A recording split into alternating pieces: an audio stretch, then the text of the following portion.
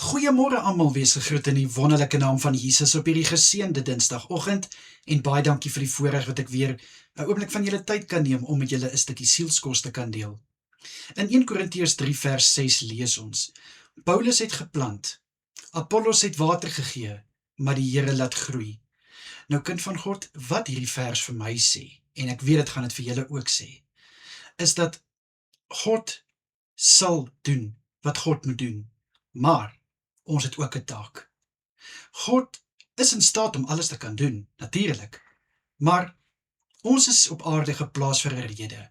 Ons is hier om ook 'n taak te verrig. En dit is hoekom hierdie vers sê dat Paulus het geplant en Apollos het water gegee.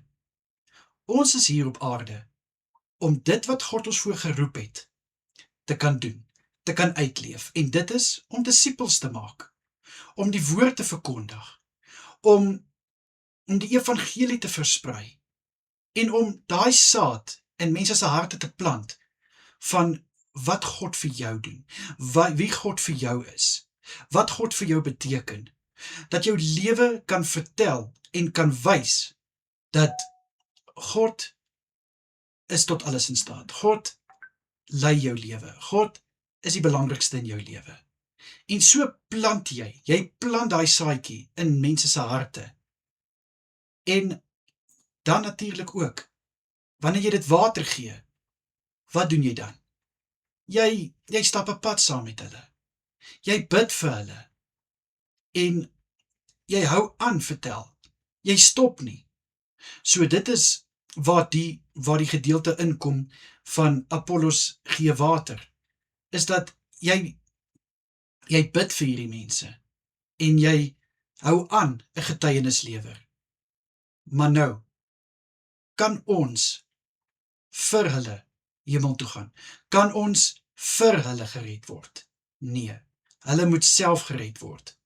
Hulle moet self besluit, gaan hulle hemel toe. En dit is waar God intree.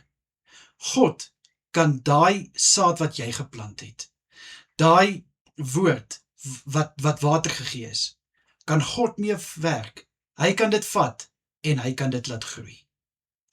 Dit is wat hierdie vers vir ons sê, is dat God sal die res doen. Jy moet doen waarvoor jy geroep is. Jy's geroep om te plant en om water te gee, maar God is die een wat sal laat groei. Doen jy wat jy moet doen en God sal vir die res sorg. 'n Kort woord, maar ek weet hierdie woord gaan iemand se hart aanraak. Julle moet 'n wonderlike dag verder hê. Kyk asseblief mooi na julleself en natuurlik, as dit die Here se wil is, bring ek môre weer vir julle 'n stukkie sielskos. Tot dan, mooi bly almal. Totsiens.